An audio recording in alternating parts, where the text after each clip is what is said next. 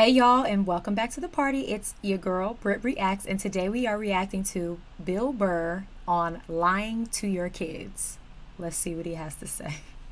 So I was like, all right, I got to get past all of the radio queen. And I liked that song, and I played it for her, so she liked that. So all that part of the day was good. Driving home, and I'm coming up, and I'm in the middle lane, and there's like people on either side. It's like 3 lanes, and the light's green, but nobody's going on either side. I'm like, what are they doing? They staring at their phones?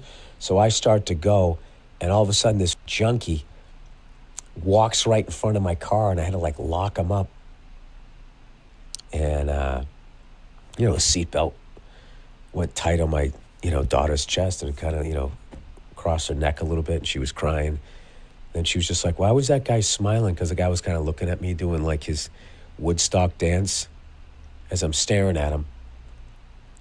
What are you going to do? The guy is sick. He's literally sick. He's like on drugs. So, and my kid's there, so I'm not going to curse him out. And drive away. And she goes, oh, the seatbelt, went on my neck. I'm like, sorry about that. And she goes, why was that guy smiling, Dad? Why was he smiling? When you almost hit him, I was like, because he's on drugs. She's like, what are drugs? And I was like, oh, God. Okay, first of all, are we sure this is Bill?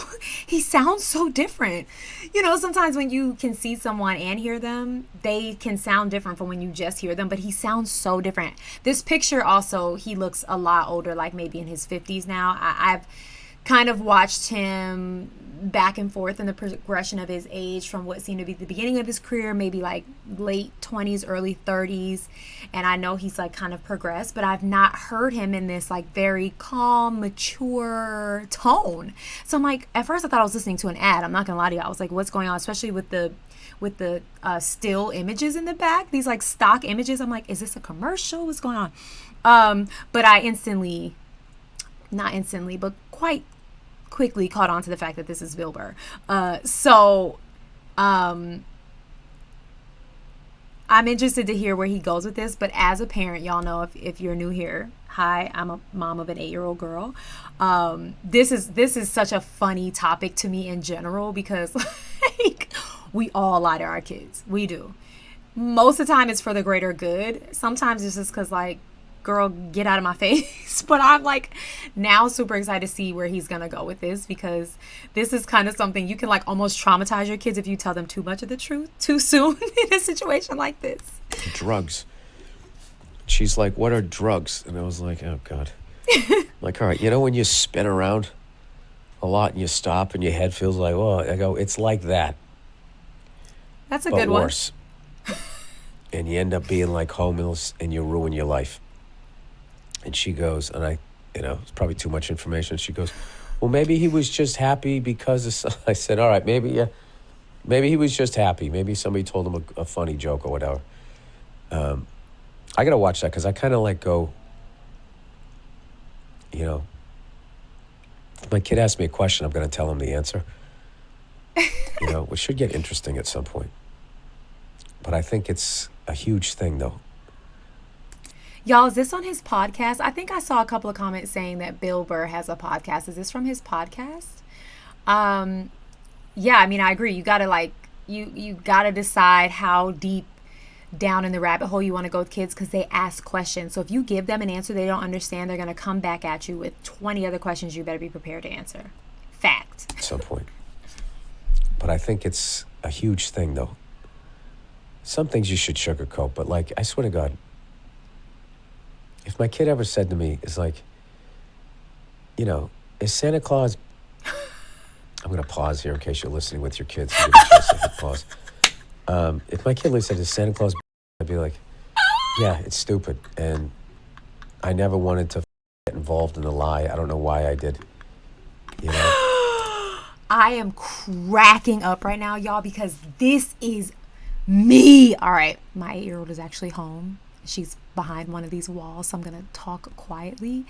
We are 8 years into life, and I cannot wait for the day for somebody, one of these wretched kids in our class, to tell her Santa Claus isn't real, so that we can just move on. I don't want to break the news to her. I need someone else to do it because I won't be the one to steal the magic from her. But I need somebody send your kid. Please tell my child. We are also deep into the elf, y'all. The elf on the shelf is alive and well in this household. And I'm tired. I've joined mom Facebook groups about this daggone elf. Like, I'm tired. Someone relieve me. Somebody. I just don't have the guts. I don't have the guts. I just, to be honest, don't have the guts to break her heart. And I think she knows.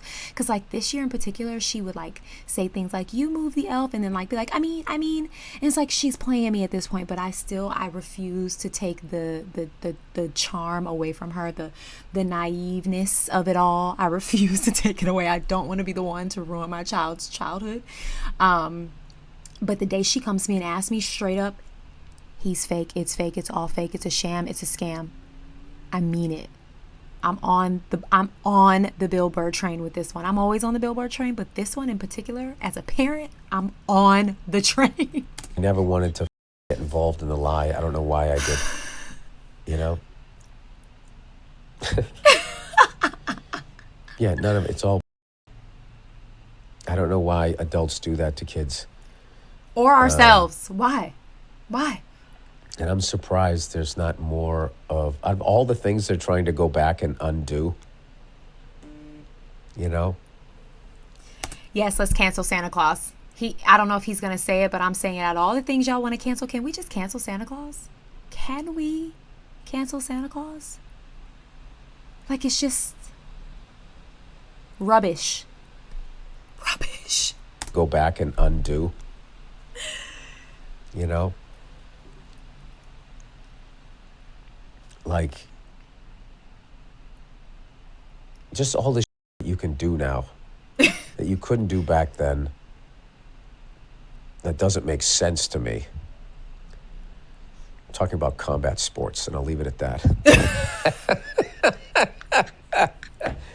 And then all the things that you used to say or you can't say, I just mean like nitpick things. Like, you can't use that expression. That expression actually, I told you guys the other day how I looked up that expression, keep your shirt on, which was one of my favorite things ever. And I found out, like, back in the day, like the average working class guy, Joe Sixpack back in the day, only had two nice shirts. So if he was going to get into a physical altercation, you took your shirt off, because even if you won the fight, it was going to get all ripped. And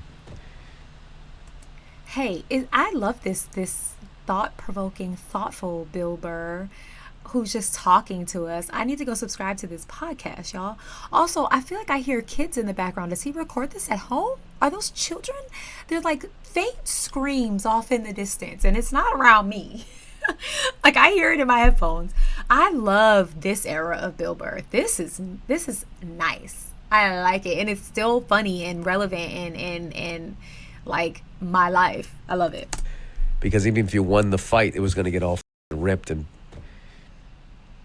so if somebody was getting too heated over nothing, you'd be like, hey, man, keep your shirt on. Like, we're not going to fight. I'm going to have a fucking physical fight about this. He's coughing. So then the day continues. I went into this superstore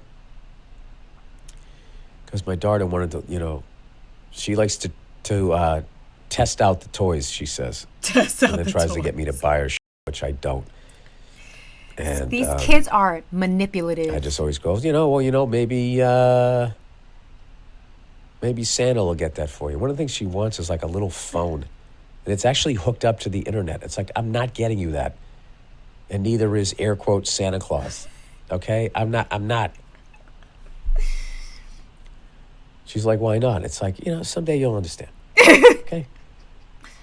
When you all of a sudden have meetings that you need to get to, then you can get a phone. Okay?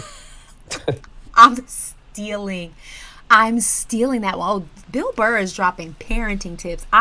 What is the name of this podcast? I gotta follow it. Y'all let me know in the comments. This is another one that, like, it's my life. Is it daughters? Are your sons out here conning you like this too? Because my daughter is conning me. She has my old iPhone. It doesn't have actual service on it. She has to connect to the Wi-Fi or a hotspot or whatever. And she's always like, I need a phone. I'm about to start saying that. When you have meetings to get to, come holla at me. Like, that's such a good one. Right now, I'm just like, You have an iPhone 10. Half your friends have iPhone 0, girl. They don't have them. They have iPhone doesn't exist. On top of the fact that she has my old iPad, she has my old MacBook. The girl got devices out the wahoo, and she wants an iPhone like 12 or newer. Girl, when you can show me a meeting on your itinerary, I will think about getting you a new iPhone. Thank you, Billy the Goat. Y'all know I call him Billy the Goat. Bill is the goat of all comedy. Thank you for that one. I needed that. I'm putting it in my repertoire. All of a sudden have meetings that you need to get to, then you can get a phone, okay? Period. What do you have, a Zoom call at a playground? What the am I doing here? So I go out to this superstore.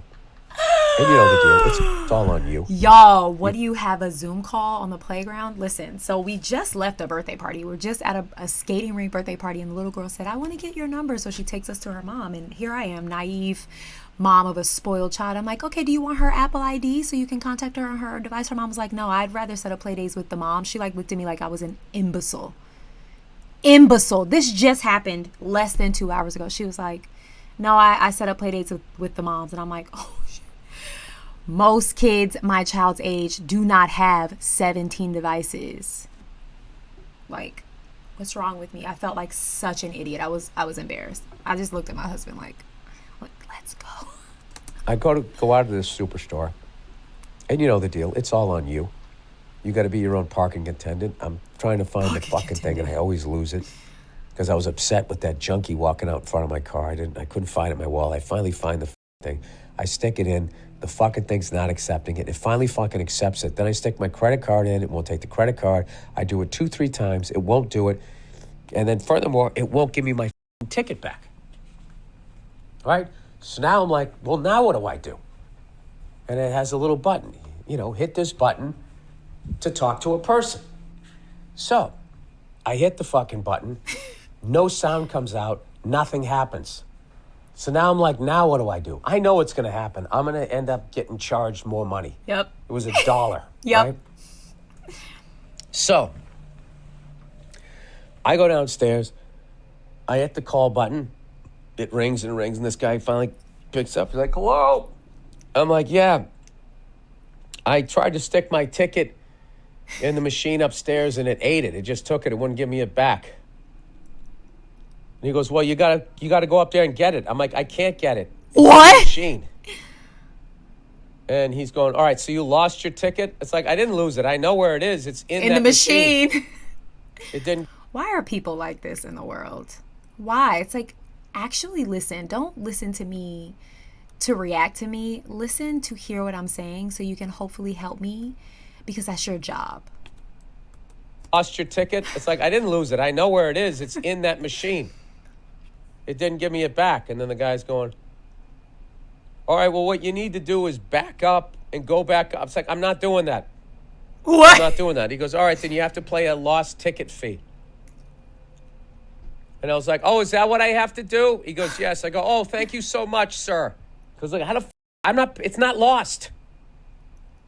It's not lost. It's in that machine. It's been a Seinfeld episode. It's not lost.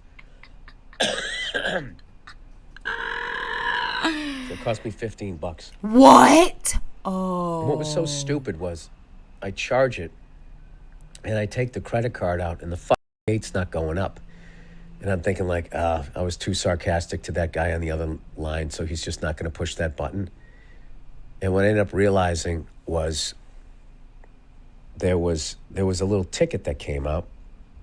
And if I didn't take the ticket, for whatever reason, the stupid gate wouldn't go up. You know what's funny? There was a guy in front of me, and he pulled through, and there was enough time if I wanted to. You could have gone to behind go him. underneath, but I knew what was going to happen was this guy was going to stop before you had to make a right.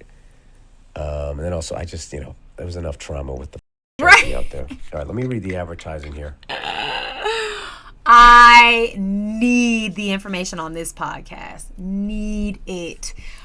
Oh my gosh. I love like Bill Burr Unplugged. I love that. Like, he sounds like he's got a little cold. He might be sipping on some tea or something while he's just kicking it with us, like just talking at us, telling us about his everyday life, which is comedy gold. I love that.